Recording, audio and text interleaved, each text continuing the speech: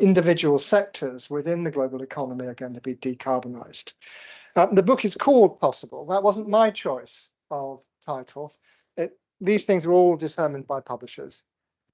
The publisher said when he first read it, "This will not sell, Chris. I think you've got a target of about 17 copies." Literally, he said that. Because you're not optimistic enough. You're not giving a sense that this is an achievable objective. So we rewrote the book. We gave them a new title. But this talk to a more expert audience is to try to go through some of the main obstacles and how they're going to be overcome for the, as Robin suggested, the industrial sectors, which are the major energy users. Also in the book are long sections on how we persuade people that this is a good idea, because around the world we are seeing at least the beginnings of a rollback, an attempt to slow down what is appearing to be too rapid a transition for most electorates. So I'm going to deal mostly, how do I move this? Is the speaker's curse and remove the focus from the window to be on. Right, now try. Just that, or that? Yeah, either should work at that. Yeah. First of all, there's a section in the book which looks at what my friend Kingsmill Bond here calls the easy 80%. How we take the vast bulk of the world's emissions and decarbonize them. Principally, this is going to be about using renewable electricity with the three potential principal sources here, to which we should probably add geothermal, as it does look as though it's becoming less costly over time. Those go into the grid, and when there's a surplus, we put it into batteries, and we use those batteries when there isn't a surplus. For long-term deficits and surpluses, we're going to use hydrogen, in my opinion. And that's, I think, really replicating what Chris Llewellyn-Smith said in this room a few months ago.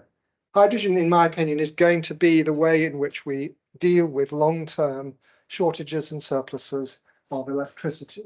And that's still a very controversial view. Most people are sticking still to the idea that we can use gas-fired power stations, particularly in the UK, with carbon capture and storage. I say no, it's going to be easier to do it with hydrogen. Okay, are we going to be able to get enough renewable electricity to make this possible? We have got something like 4,000 gigawatts of electricity in renewables capacity today, with expectations that under aggressive scenarios, that'll be up to 11,000 gigawatts by the end of the decade. I'm getting all sorts of strange noises here, Robin. Very sorry. Turned off as well. I'll do my best. Sounds like very serious indigestion by somebody listening on the other end. Last year, around 500 gigawatts were installed. We're roughly online with the exponential curve that we are to get to 11,000. We'll need probably 30 to 40,000 gigawatts in order to give us the electricity capacity we need, if my rough calculations are correct. So there's a long way to go, even after the 2030 IEA optimistic scenario. Okay, so if we're going to use hydrogen to store electricity and have it available for us when we need it, what's the way in which that's going to work? Well, on the left-hand side here, I've put an illustration of Intermountain Power's plans. So a large power station currently fired with coal that may just have ended in the western half of the United States. There, the plan is to create large cones of hydrogen storage, several thousand meters underneath the ground, and to store enough energy there to take this large power station, which is a major supplier of electricity, into California, and have it powered by hydrogen all the time. It won't start like that. It's going to be partly gas to begin with, natural gas, but it will move eventually to being able to do the whole thing with hydrogen. A hydrogen steam turbine, sorry, not a hydrogen steam turbine, a hydrogen turbine is capable of doing pretty much everything that a gas turbine, conventional gas turbine, can do. So the major manufacturers have now got hydrogen turbines which can operate in situations like this. There are potential problems with NOx emissions. That's got to be worked on. but otherwise the transition to a hydrogen power station is relatively simple. And there are several plans to do so in Europe as well. So this is very much the beginning of what I think will be a very large trend, but it's sufficiently well established for me to be absolutely certain that this is going to be the way forward. When I talk about this, you usually get the response, but that won't be the way in which electricity is stored and then recycled because of the low efficiency of the in and out process. You've got to make the hydrogen, you've got to then burn it and recreate the electricity. Principally, I think this is where we're going to get the maximum efficiency, but only still at around 50%, is we'll use what's called solid oxide electrolyzers, which deliver the highest power, but they need a lot of heat. That's the highest efficiency, but they need a lot of heat. But if you're burning at a gas turbine in the same place, that heat is available to you in sufficiently large quantities. So that, I suspect, is the way forward. And we're also going to ship electricity a lot further than we do at the moment. What we're seeing, of course, in China and various other places of the world, around the world, are huge developments, moving electricity thousands of kilometers on very high voltage direct current lines. This is one example that's being talked about. It's still at a very early stage. It's called X-Links in the UK, which will move electricity from wind and solar in Morocco to the UK. Or, if we don't get things sorted out, to Germany instead. And my view is that the way things are moving at the moment, the people who are behind X-Links are likely to decide that Germany is a better destination for their potentially 30 gigawatts of, wrong order of magnitude, just over 3 gigawatts of power. That's roughly enough to supply 10% of the UK's current needs over the course of the year.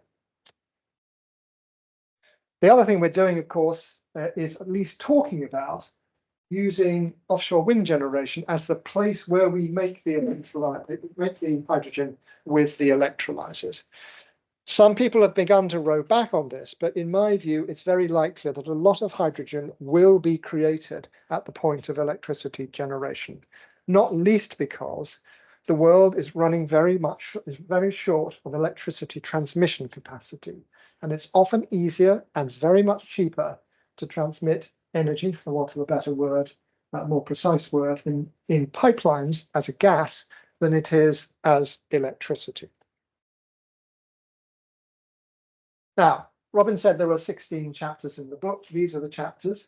I deal with industries which are difficult to decarbonize, look at the main challenges to taking carbon dioxide out of the air, because however well we do this, we're still going to need a great deal of that. And some of the wider issues, which I'm not going to talk about today at all, things like raw materials availability. Do we have enough lithium? Do we have enough copper, etc., etc.? Broadly speaking, I think the answer to that, by the way, is largely favourable. There are very few minerals which I think are in sufficiently short supply for us to find out a challenge. What we are going to find, however, very difficult, I suspect, is willingness of electorates in the rich West to recognise the importance of doing this transition and making sure that the capital is available for the countries which have yet to industrialise to go to a zero carbon future. So these are the sections I'm going to focus on for the next 40 minutes or so. I'm going to go briefly through each of those industries and suggest what I think is going to be the main route for decarbonisation. I should stress that this cannot be certain at this stage. Most of these industries have only just begun the process, working out how they're going to stop producing greenhouse gas emissions.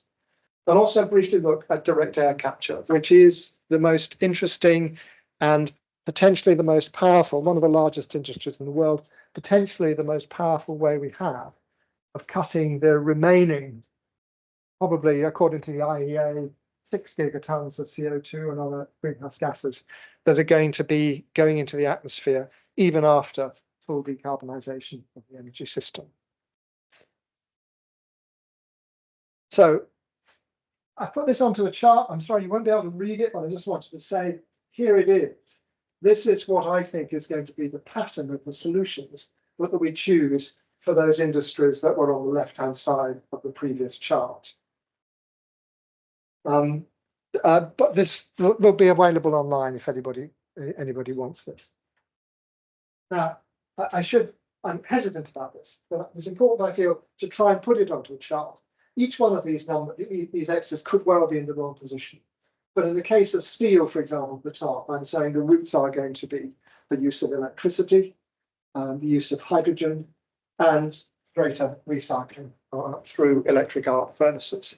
So I'm going to deal with steel in a little bit of detail, just to talk about one industry, 8% of global emissions, but one industry, and how it's going to go through this process. It's not clear what the answer is going to be, but what I'm attempting to do in the book is show the routes by which it might be possible. In each case, in each of these chapters, I end up pretty much saying this is going to be expensive, this is going to be difficult. There are certain circumstances when those expenses will disappear over the first few years, but in most cases, the transition is going to be bumpy and reduce standards of living. And I think it's about time that we began to talk about that. Most of the writing on this subject is, broadly speaking, extremely optimistic, saying that the process of decarbonisation is going to be highly beneficial to standards of living around the world.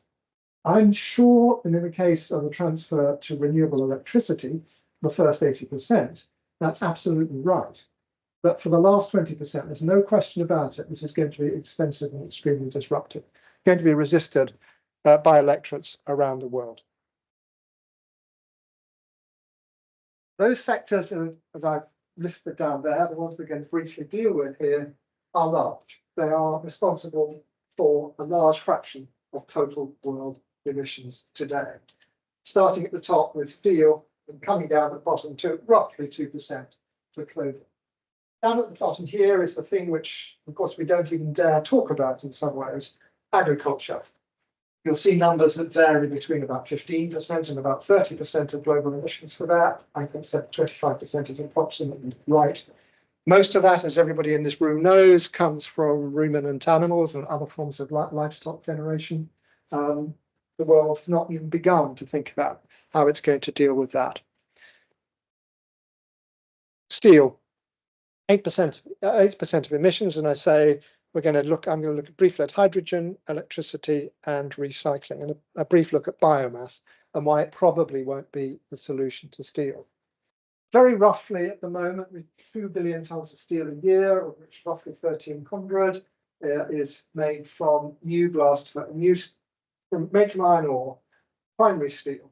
This is the largest manufacturing site in Europe, I believe, at Duisburg in Germany. ThyssenKrupp is there trying to change that even as we speak. But as you can see, an enormous challenge. And I'm afraid one feature of this presentation, which may not be particularly attractive, is there are a lot of pictures of this with large smokestacks and rather brown industrial equipment and plant sitting in the foreground. On the other side, we've got about 30% of global steel production coming from electric arc furnaces, steel recycling, using scrap steel, often with a bit of new steel added to it in order to make steel. But much steel, some users of steel will require primary steel production for the foreseeable future because of quality issues. So hydrogen is one of the first routes by which we're going to get decarbonisation of steel. You've probably heard this is a visualization of what is proposed to be the largest manufacturer of steel in using hydrogen in the world. This is H2 Green Steel in the north of Sweden. This is clearly, there is now construction going on this site, but I can assure you it doesn't look like that at the moment. This is just a visualization of what it might look like. This will use hydrogen for direct reduction. Instead of using coal as the means by which the iron ore is melted and the oxygen sucked out of the iron ore, we'll use hydrogen instead. This is a pretty well-established technology because we already use in various parts of the world natural gas to use this. to do this, or the gas with a large amount of hydrogen added to it. So there's very little chance of this not working.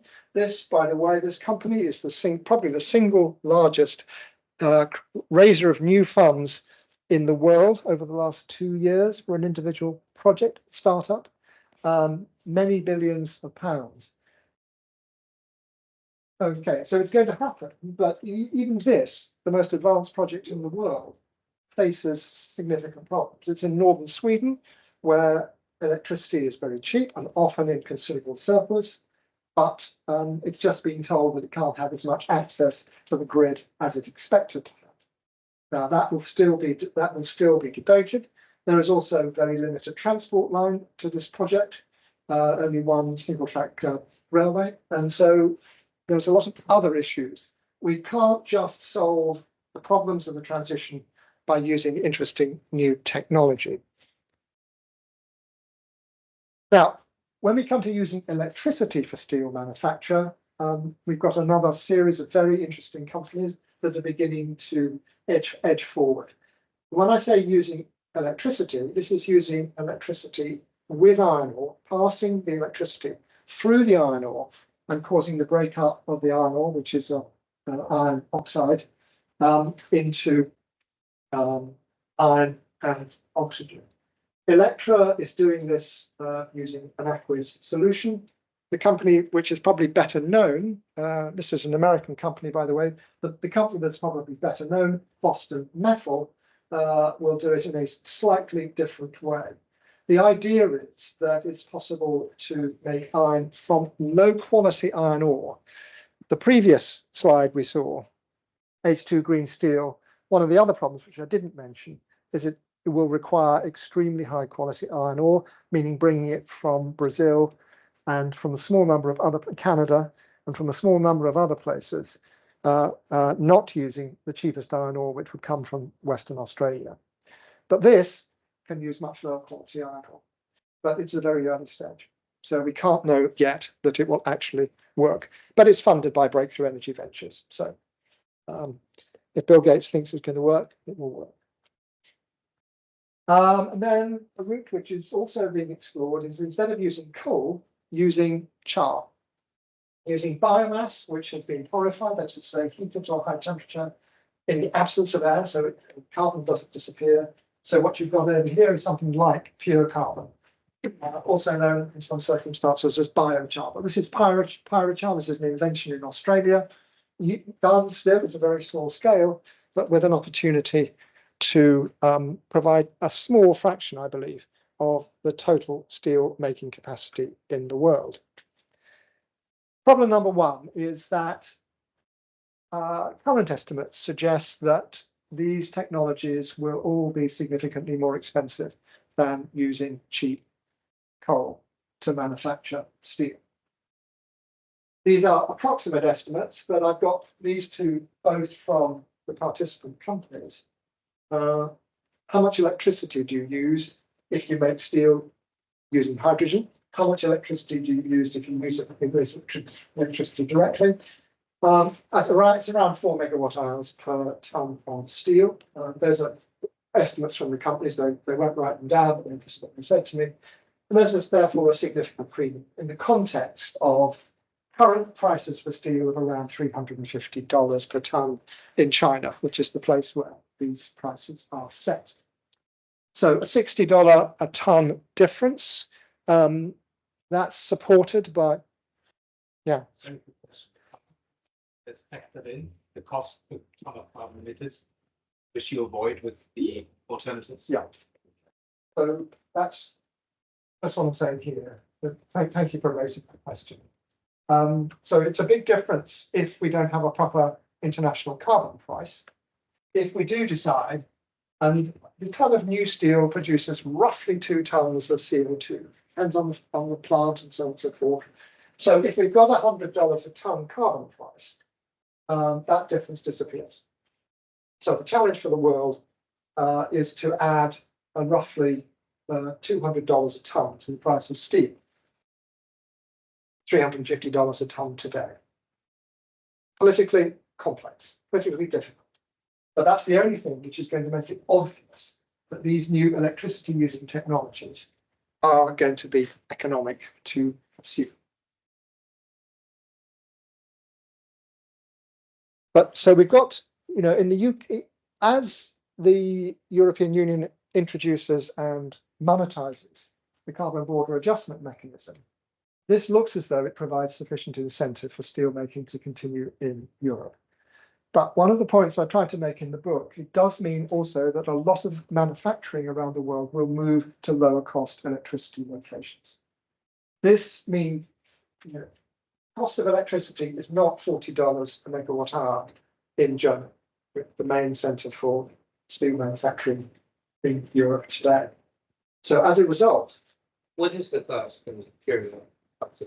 Jan will know that better. For industry, I would say closer to 8 or 9 euro cents per kilowatt hour, which would be 80 or 90 per megawatt hour. So when H2 Steel talks about this, H2 Green Steel talks about this, it says that it expects steel made using its technology to be at least 20%, probably 30% more expensive than conventionally produced steel. So that's the world leader. It'll get better, but the transition isn't easy. Kingsman. So that's at $40 per megawatt hour, and with all due respect to Germany, it's a bit of an outlier. I mean, there are places making electricity at 20 today. Yeah. So, you know, to do the math, at 25 it breaks even. So we might just see everything shifting to for us in Australia. Yeah. So that's this is what we're facing at the moment. But the consequence of the fact of moving to electricity across a wide variety of industries is very significant movement of that industry. I think it won't be Australia myself. I think it might be Brazil or international. So obviously Australia has the coal, and it certainly has massive resources of iron ore, but it tends to be very low, relatively low grade iron ore, which won't work with the direct reduction technology we've got at the moment. There are manufacturers who think that we can make steel with much lower density iron ore, but they haven't proved their point yet. But as Kingsmill says, it doesn't. There are places in the world at $20, where $20 a megawatt hour for electricity is perfectly possible today, and will certainly be possible in 10 years' time. And those are the places which all the electricity using industries will go to. But that's a very large transfer of income and employment from one country to another. And the steel industry will be a massive user of electricity, whatever technology we employ. This is very roughly global electricity demand today, 29,000 terawatt hours. You see the figures all over the place. Please don't hold me to that precise number. If we move all primary steel production to electricity, that will be about a third of that, slightly more than a third.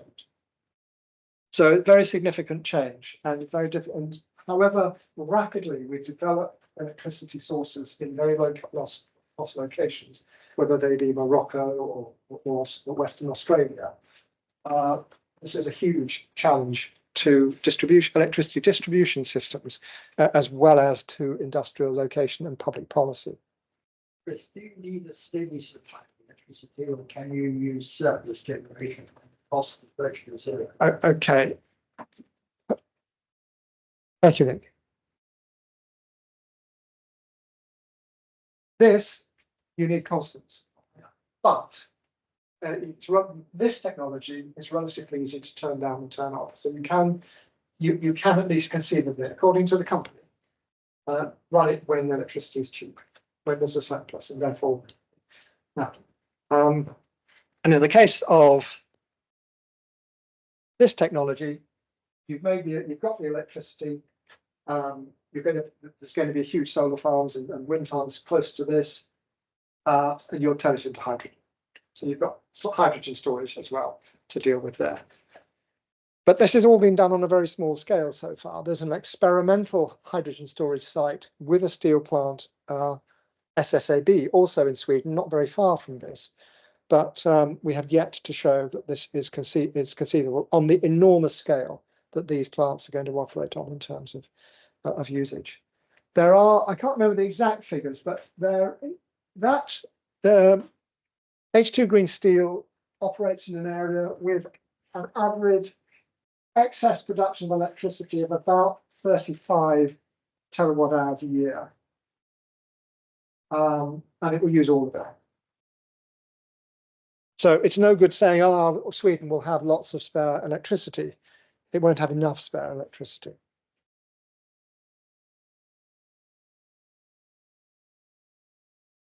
Just to deal with the charcoal problem, which is another problem which keeps on coming up in the industries that we're going to look at very briefly today, is that just isn't enough biomass to solve, to use it extensively for anything other than a small range of uses, of which I think probably aviation fuel is the most likely. This steel is never going to be able to use enough biomass here. So if we switched entirely to steel entirely to biomass, we would need about 7,000 terawatt hours of it. And currently we need we produce about 16,000 terawatt hours, or about just over twice as much. So these are the conclusions from steel, and the rest of the industries I don't deal with in anything like as much detail because we've run out of time. But points I take is that there are the technologies there. There's absolutely no question we're going to be able to deal with this technically. But without proper carbon taxation that is generalized across the world, we're not going to be able to make this work. And that probably means the equivalent of a carbon border adjustment mechanism across the whole of the steel using world. Now, there's every sign. So one of the assumptions that we need similar amounts of steel in the future as we do today. This might be feeding the innovation theory, but might we use certain materials to steel? Yeah. So some things are going to be replaced by carbon fibers. Yes. Some things are going to be replaced by wood. I mean, I think this university ought to have been slightly more innovative in making some of its buildings from wood. For example, steel is used. The principal uses for steel are buildings. Cars comes, I think, third, and I think second is transport infrastructure. So there's no question that we can use more wood in building, and we can switch some cars to other things. I haven't dealt with this. So yeah, there's scope for this, but it's going to be difficult, and there's not much sign of it happening on a sufficiently large scale yet, I would say. So as I said, H2 green steel talks of a 30% cost benefit, no cost penalty, most of which is the electricity cost. If we use hydrogen, we add enormous, perhaps 35% total electricity output. Biomass, similar sorts of problem, and we're going to have to move to locations of where the electricity is available in very large quantities, well beyond what's available, for example, in northern Sweden and Finland, surplus electricity, or Norway, with all the disruption that that's likely to cause, particularly to Germany in Europe. Cement. Just move on to that, where I think it's largely going to go either to electricity or to CCS, or to some other interesting new technologies which are completely different. Electricity. At the moment, when you make cement, you're creating CO2, both from the breakup of calcium carbonate into lime and pushing off CO2, and also from the heat that you need to make that process happen. This is a very interesting company called Calyx, which I think you'll hear a lot more of, where all the heating of the calcium carbonate is taking place in an isolated vacuum cylinder, heated by electricity, at least in theory, with CO2 being the only output, and therefore relatively easy to extract and store. Heidelberg Materials, the biggest Western manufacturer of cement, will go this route, or appears to be willing to go this route. Other companies are much less, the global manufacturers are much less certain about it. And what we could be seeing is the beginnings of genuine technological innovation. Here's one company, Brimstone, which I think is also funded by Breakthrough Image Ventures, the Bill Gates Foundation. Interestingly, in Bill Gates's book about how we get around the decarbonisation problem, he devotes one paragraph to cement. What we know cement is 7% of world emissions, and he says basically there in that book published I think 4 years ago, there's nothing much we can do about it. Well, there are things that are beginning to do it. We don't have to use calcium carbonate, by the way of it.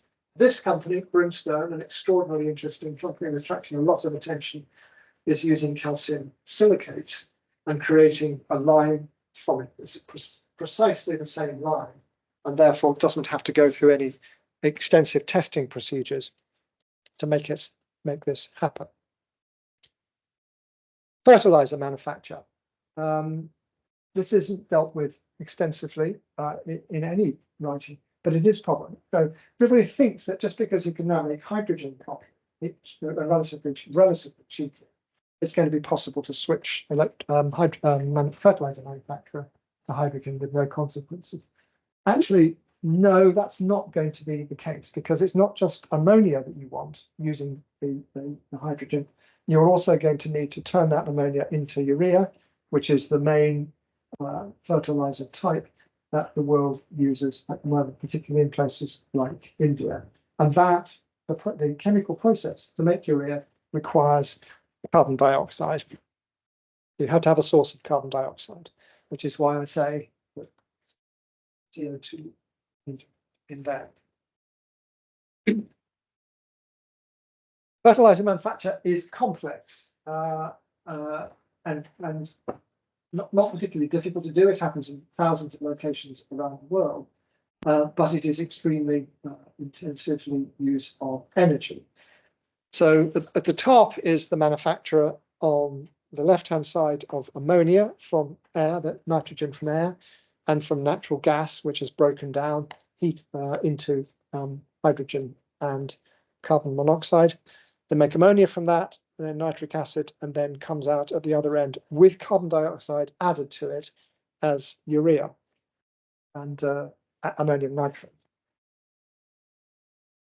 So we know what we can do on the left-hand side. We can replace natural gas hydrogen as the source of hydrogen for the manufacture of ammonia NH3.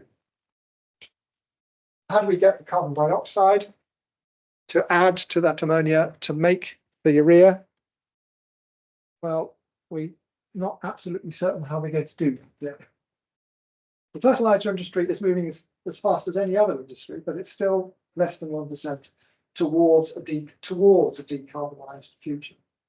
This is the hydrolar plant at Puerto Aleno, which is 20 megawatts. This hydrogen production plant will feed a very small fraction of the total ammonia requirements for the ammonia manufacturing at this site, which is the Fertiberia's largest site, I think, in Spain.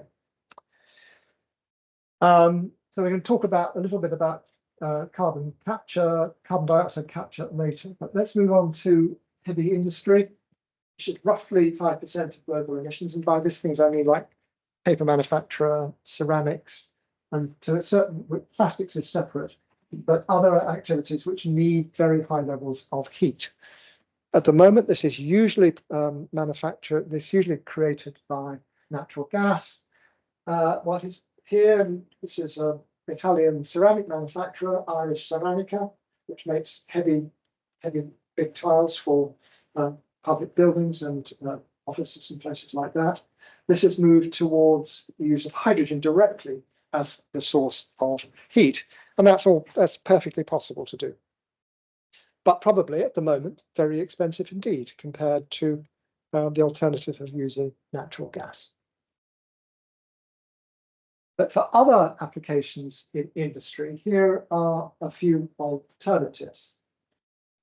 This is a chart from McKinsey, which was a couple of years old. What essentially that research was saying was that at all temperatures up to nearly 1,000 degrees centigrade, it does look as though we're going to be able to use electricity, although it's still in pilot phase across the very high temperature, such as ceramic manufacture. So for the very high temperatures, we can certainly use hydrogen. For electricity, we're finding, this is a phenomenon right across industry, we're finding we can use electricity in many more places than we thought we could. We can replace natural gas in most of these activities with electricity operating at temperatures which are conceivable, up to 800 or 900 degrees at least.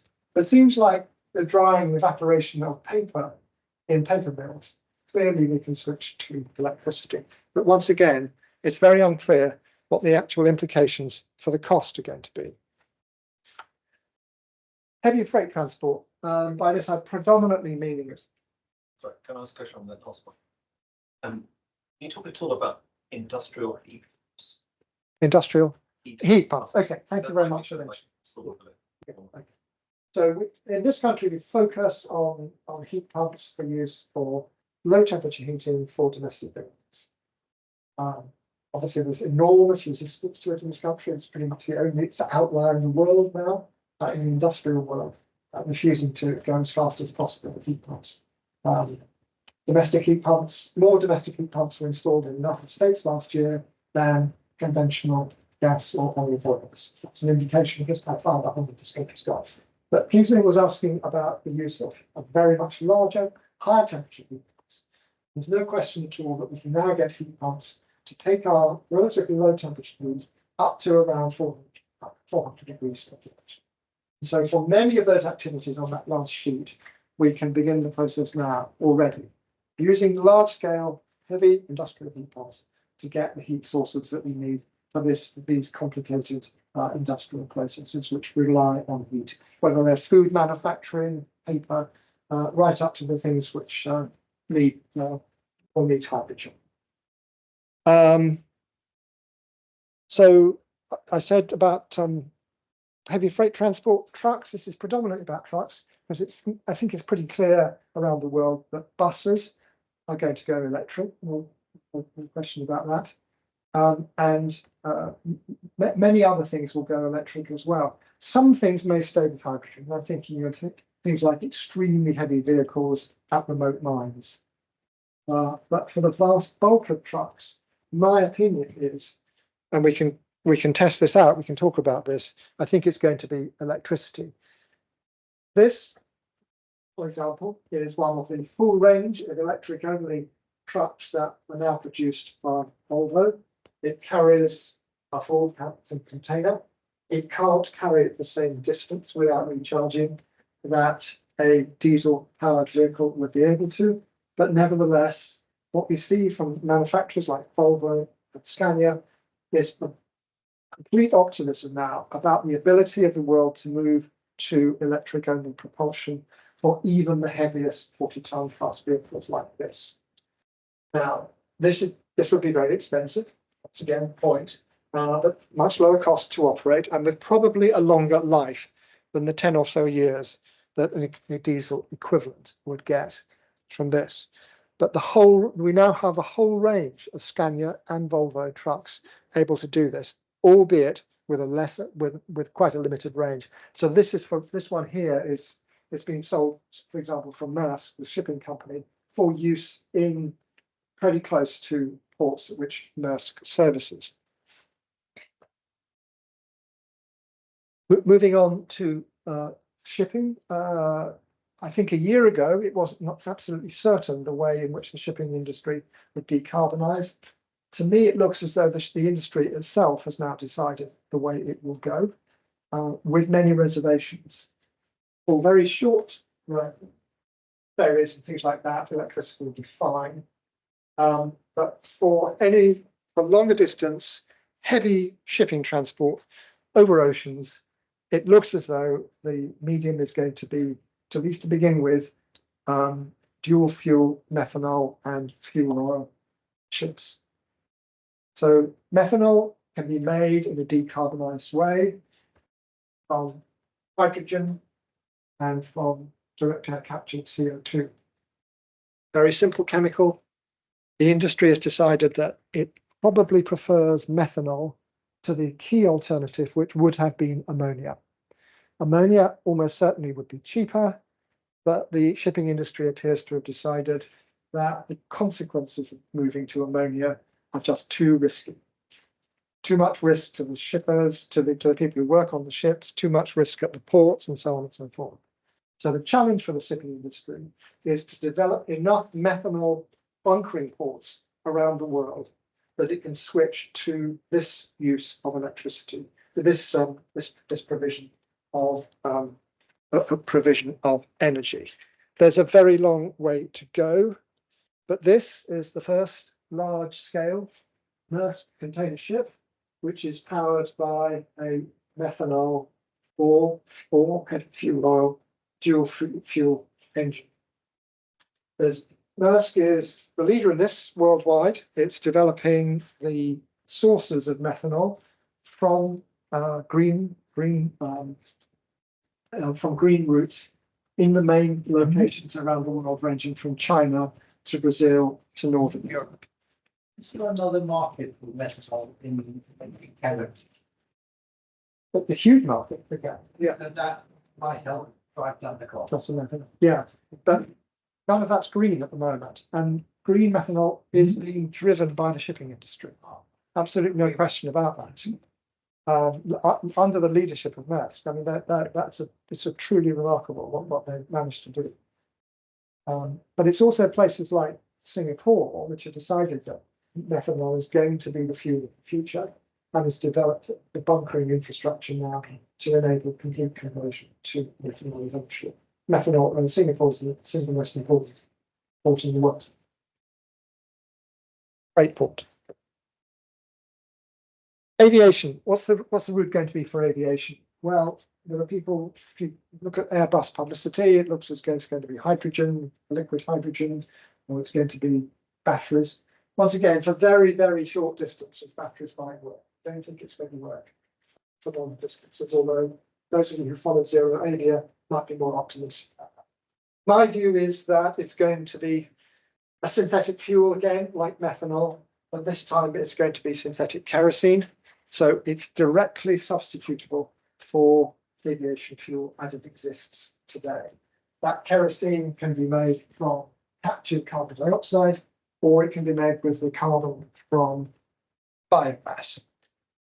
And the single biggest potential plant around the world was announced a few weeks ago. This is DG Fuels in Louisiana, which is using the waste materials from corn farming. As you can see, this is in phosphate to make a synthetic kerosene using the carbon from the bagasse and the hydrogen from local solar farms, made from electrolysis from local solar farms. Long way to go, but this company looks as though will be the first to develop a major synthetic fuel plant. Now, this will use, as I say, biomass, the waste from corn manufacture, maize manufacturer. There is a limited amount of that available. When that's not available, it's going to be necessary to get the carbon out of the air, because, as I said earlier, there simply isn't enough carbon created in biomass to meet all these needs, although this should probably have the highest priority.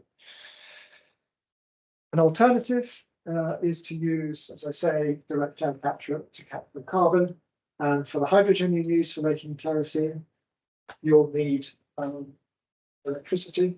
And once again, this has gone to Northern Europe, the first major plant, Norske Fuels, in the fjords of northern Norway, will be capturing carbon and creating hydrogen from electrolysis.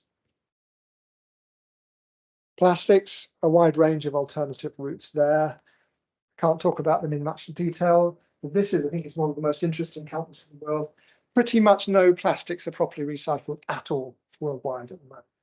You'll hear lots of stories about how much is being recycled. But reality is that virtually not, certainly well less than 1%. What Carbios is doing, along with 2 or 3 other competitors around the world, a French company, is instead of mechanically heating up plastics to melt it so that it can be then remade into a plastic substitute, much lower value. Carbios uses enzymes to break down the polymers in plastic, particularly PET, its first product, and turn it back into monomers from which the plastics are made, from which you can then remake the plastic. So this is full circularity with very low levels of loss. And once again, this is relatively early stage, but the technology does work. The question is whether it's ever going to be competitive with existing sources of plastic. But this is a technology which potentially could create a truly circular system. Most of us spend our time worrying about trying to reduce the amount of plastic. I think we're actually probably wasting our time here. We've got to find ways of making plastic more durable and more recyclable. That's a very unpopular opinion. I say it hesitantly in the book. But the fact is, we're not going to wean people off plastics because they're so useful for almost every aspect of our lives. So finding ways. So by more durable, is that antagonistic to more biodegradable? No. So more durable. We don't. I assert in the book, and we should discuss this, that plastics should not be biodegradable. Do you have a perfect waste collection system? Yeah. Plastic collection. Yeah. I think that's And Jan will tell us that 97% of PET bottles in Germany are collected. the world is all not like Germany. The world could be like Germany. I think the world could be like Germany, and I'm not sure we necessarily want all the world to be like Germany. Anyway, okay, I just wanted to clarify the trade-off between durability and biodegradability. I say, look, if we're trying to stop using energy to make plastics, you don't want to have to keep on remaking it because every single bit of plastic we use is biodegradable. If it is reusable. I mean, in defense of Germans, the way they do this, the refund deliver plastic. Sorry, I shouldn't have contributed, just If we're talking about a world with 8 billion people plus, right, rather than say Germany, what works in Germany and or Scandinavia. Okay. I as Robin said, I started life doing economics, so I believe price mechanisms work. And I think if you pay people 10p and 20p a bottle, all of a sudden you find that every bottle in the UK will be collected. Why not? Chris, it's part of the problem with diversity. Right, okay, thank you, Nick. Sorry, absolutely. But this is a huge problem. So there are 10,000 plastics approximately in the world now, roughly. Each one of them each one will need to be recyclable. Etc. So what Carbios is trying to do is trying to make sure that only white, pure PET is used. And that for this plant. Now it can also do other plastics as well, like PLA, organic plastic made from corn. But if we want our plastic to be recycled, we have to stop mixing them inside into it.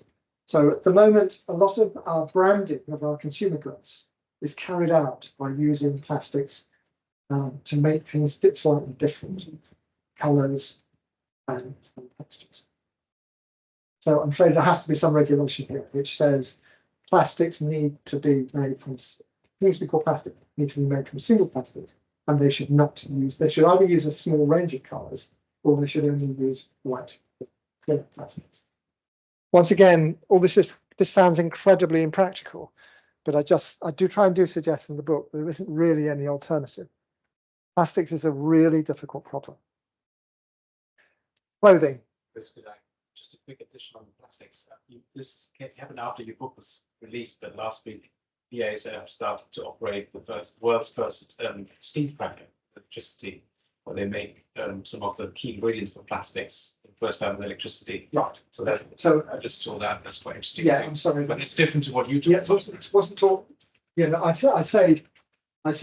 hope I said electricity, whatever it's possible electricity, because we ought to be able to use electricity to make plastics. To make a plastic, you need a lot of fossil fuel, roughly a third the weight of the plastic. So we're not going to, if we're going to continue to use plastic, we have to electrify. And there's a section in the book on that. I'm sorry, there just wasn't enough time. Thank you very much, Jack. Clothing. Of course, most of our clothing, roughly 60% worldwide, 70% is made from plastic. But this is an alternative to plastic. Once again, fully recyclable. I put it up because I was bored with photographs that showed just factories sitting in Swedish locks or whatever. This is an extraordinarily interesting innovation. It's a company called Spiber. It's Japanese. Works with a lot of clothing manufacturers. It ferments a microbe to turn it into a protein, which can be then used as a textile fiber. And I bet you these are wonderful pieces of clothing, cost thousands of pounds. But just this is one of the routes forward for clothing. But obviously there are lots of ways in which we could improve the recycling of clothing and reduce the impact of it. And particularly if we electrify polyester manufacturing, we're going to solve a large part of the problem. Agriculture. Okay, so we haven't talked about this, and this is something that is difficult to talk about, but the world has to face the fact that ruminant agriculture is probably incompatible at a large scale. Is probably incompatible with net zero and climate stability.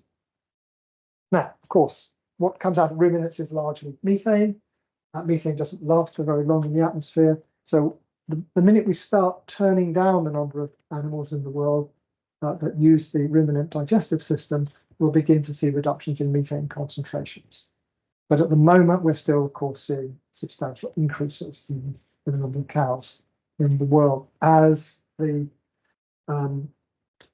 lesser developed portions of the world begin to be able to eat meat. There's been a transfer, obviously. I just go back to Germany again. You know, there's a lot big reductions in meat eating in Germany over the next few years, more than anywhere else in the world, I think, probably. So we're not addicted to meat. On the other hand, it's going to be very difficult to stop the growth of cow populations, particularly cow populations around the world. And in other words, there's a political problem faced there. Now, here's one solution to proteins. You may have heard of this company, Solar Foods. It's a Finnish company making a product called Soline. This is an industrial food stuff. It uses hydrogen from an electrolyzer, direct air capture, all this in one place. And a brewery, which also makes a protein from microbes, which eventually will turn into a vegan ice cream. This is only being sold in Singapore because Singapore is the only place in the world which allows it to be sold at the moment. But I think this is one of the most interesting routes for the creation of proteins without the use of animal agriculture at all. Direct air capture. I should just dive through this quickly. We're going to need direct air capture. At the moment, we think of this as principally about large machines such as the Climework machines in Iceland. This is an illustration of one that's being proposed by Climeworks for Norway. Once again, we're talking of areas with very low current electricity prices. But here's a couple of very interesting companies, new companies, very early stage, which look to me as though they might have some solutions which are interesting, because that last photograph of the Climeworks factory uses a lot of electricity, uses a lot of heat and electricity to capture carbon dioxide from the air. These use much less. This is a British company, Airhigh, very early stage, just got one contract to build a capture plant in Northeast England and in Canada, also using a completely different approach to carbon capture. It says that its energy use is roughly a quarter of Climeworks per ton of CO2 captured. And I haven't been able to get figures from this company yet. It's only just come onto out of stealth. But this is using, once again, a completely different technology, which doesn't involve massive uses of heat. And last one here, this is also a very interesting technology for the capture, very low cost, very low capital, very low operating cost, using chemicals called zeolites to actually trap CO2 as it passes through the structure of the molecules. Very interesting, and I think that a lot of people think this might end up by being the lowest cost solution. Anyway, I've taken an hour. Thank you very much indeed for all the questions. My book is now available.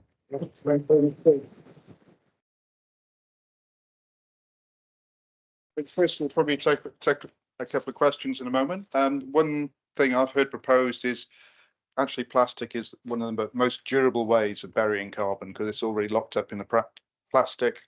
Derive it from a source which is non-fossil fuel and bury it, and then you can cut out a lot of the middleman.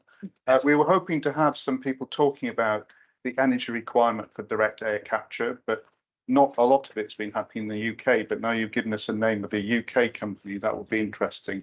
Yeah. The others were not keen to have to make the trip, and we like people in person. No. And one of the interesting features of the way that the Inflation Reduction Act and the various subsidy measures in the United States has worked is it's produced a burgeoning interest in direct air capture. So there's now over 30 startups in the United States working on this at a fairly advanced stage. Avnos, the one up there, I think is one of the most interesting ones, but there's a lot of them. We ought to be able to have this industry here, and we haven't got very far. Air Hydrazone comes out of Imperial, but it's struggling to obtain the funding. So we're interested because of the effect on the demand on energy, of course. Daniel, do you want to start? Especially about battery manufacture. It all goes into it, how energy intensive is, where cheap energy to build batteries and scale we need. Well, look where plants have gone. The big ones like northern Sweden, Norfolk. And when we try to do it in the UK, we deliver the energy costs necessary to make it happen. Why is it cheap in China? Why is it? We're going to get it. Why is everything cheaper? They're shoveling a lot of coal there, aren't they? Right, and Nick and Phil, you both had questions.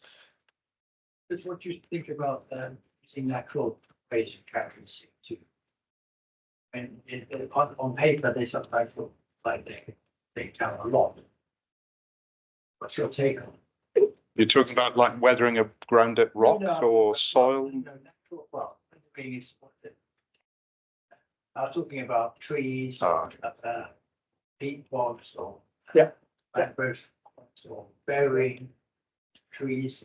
Burying trees. So that's a very interesting one, isn't it? I tried to look at the economics of that, and it did not look feasible to me, but I may have misunderstood it. So yeah, the idea is you cut down trees in places where they've already died because of infestations by pests, and dig a big hole and put them in there. And in certain parts of the world, this may be the right way to do it. Western Canada is probably the best example. So I'm not saying it's not going to work. No, I did. It's the economics. I'm not sure the economics work. But peat restoration in the UK would definitely be the cheapest way of reducing carbon output. But to be fair, if you look at forestry, that's not driven by economics. It's driven by tax incentives and so forth. So you could construct it in a way that was a more favourable outcome. Bill. Yeah, great talk. Two questions for me. One on the direct air capture. I mean, you mentioned several times sort of the electorate and what's electable, and that direct air capture might be needed. Yeah. How do you make it happen politically? Well, you acceptable system. You put a price in. Oh. Right. And one of the ideas I explore in the book, very, very hesitantly, because I realise it's just extremely unconventional to say, perhaps actually all our open sources should be going to people. Rather than worrying about, say, decarbonising aviation fuel, we should say, let's continue to use exactly the same fuel, but make sure that every it's very similar to Mars Angus, like it's of course. That every single ounce of CO2, gram of CO2, every single gram of CO2 that you put out into the atmosphere has to be equivalent to bouncing. So, because I think that would end up by being that almost certainly ends up looking at the economics cheaper than creating a zero carbon fuel. But I think it's all of it.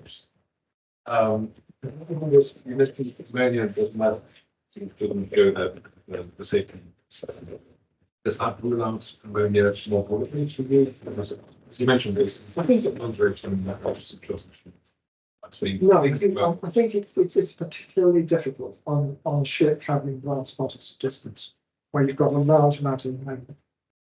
And you've got to, it's got to go through a combustion process. And so the other thing is to drive it. Yeah, there's no problem carrying it as far as I can see, maybe misunderstanding. And that will happen. Ammonia will be made in cheap places where electricity is cheap, and shipped to places where it's needed. For example, fertilizer. Yeah. But using it as fuel seems to me not based on any understanding really, but just looking at the way the industry is moving, it's not going to happen in the respect. There are ammonia engines being produced. Man has said that it will eventually have an ammonia engine, but it's been delayed. I don't think it's going to happen. By that time, we've got methanol going around the world. I'm not sure that will be an incentive to move away from it. I think people think about aviation fuel. Sorry, only for aviation fuel, right? Yeah. But it's definitely going to be cheaper than methanol. Okay, another question near the front then. How about efficiency? As an alternative, I mean, just as a thought experiment, if we have a 600 exajoule system and we get 1% extra efficiency, that's 6 exajoules, which is about half a gigaton of CO2, which is 10 times as much as we capture today. So if I channel the great Emery Lovett, it's a huge amount of efficiency gains that we only scratch the surface. Yeah. So maybe that's actually a much bigger part of the solution. I would love to believe, you and I have discussed it, Yeah. I'd love to believe that to be the case, but every time I look at cost of efficiency, it comes out more expensive than the cost of the extra fuel. If we just take a counter example, say in Japan, where they have majored in hybrid cars, that has reduced the oil import requirements for running transport without major shift, but it's still reliant on fossil fuel. It doesn't decouple us from fossil fuel. Yeah. But the argument of an efficiency benefit buys us some CO2 savings now. It's interesting to know if you have to now wait to invest and do a technology shift to gain greater savings later, what's the trade-off between the efficiency part of the way now versus doing it properly but later? That's very important. Yeah. I'm not going to make a cost curve for efficiency. It's expensive efficiency, it's very cheap efficiency. What sort of efficiency is cheap? So lightweighting, for example, lightweighting cars. Using the speed. Sorry, Yeah, another debate, but I mean, but it's just a, we have another tool in our armory. Yeah, absolutely. Doesn't it mainly help in cutting back the amount of renewable energy? And in the long term, if you're completely decarbonized, the efficiency just cut down the energy costs, not the CO2. So I hear Nick Eyre in the room saying the first thing you do is invest in efficiency because it's the cheapest thing to do. And as you said, if it means you need to invest less in the production of renewable power, then surely there's a yeah. Long term, to it, reducing of CO2 and the amount of renewable energy using to the cost of the system. The reason I don't instinctively go for energy efficiency, despite the very strong arguments, is that I look at things like improving housing in the UK and say, what is the best, cheapest way of getting a reduction in emissions? It is not. Exactly. And that actually, in the UK, I think that's one of the reasons we talked about this, why heat pumps are so unpopular, because it's been pushed that you have to change your house and add £10,000 worth of insulation before they work. But from this point of view of CO2, is that fair? Yeah. I'm going to maybe suggest we draw the formal questions to a close. And we'll thank Chris once again. Thank you very much indeed, Chris. Thank you. quick note about next week. The seminar will be about energy use in refugee camps. So Sarah Rosenberg Janssen will be examining technologies, politics and governance for sustainable energy in refugee situations. Hope to see some of you there. And don't forget to register for the Eric Toon lecture, given that we've had a couple of signposts from Chris about what Breakthrough Energy Ventures are doing. Thank you very much for coming. Can you get that